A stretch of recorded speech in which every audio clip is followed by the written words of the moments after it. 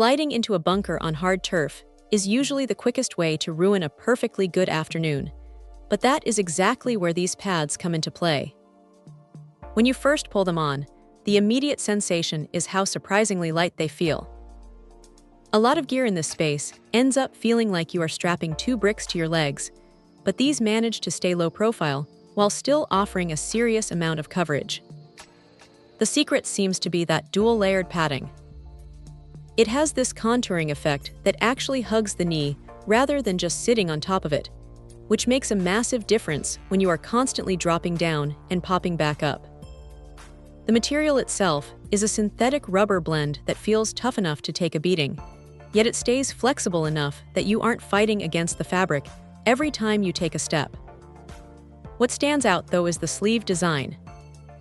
It uses a 4-way stretch fabric that is genuinely breathable, so you aren't left feeling like you are wearing a swamp around your legs by the end of a long day.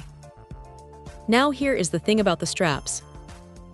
They are removable, which is a nice touch if you prefer a cleaner look, or if you find they are just getting in the way.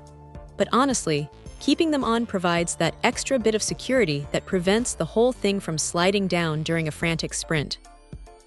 The Velcro is strong, maybe even a little too strong, as it can be a bit of a chore to peel off when you are exhausted after a match. One minor quirk to keep in mind is the sizing. Since these are an extra large, they definitely cater to a specific fit, and if you are between sizes, you might find the sleeve a bit loose if you don't crank those straps down tight. It is not a deal-breaker by any means, but it is something to watch out for.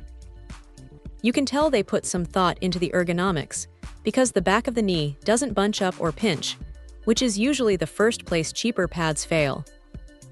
It is rare to find something that balances heavy-duty impact protection with this level of comfort, but this setup manages to hit that sweet spot.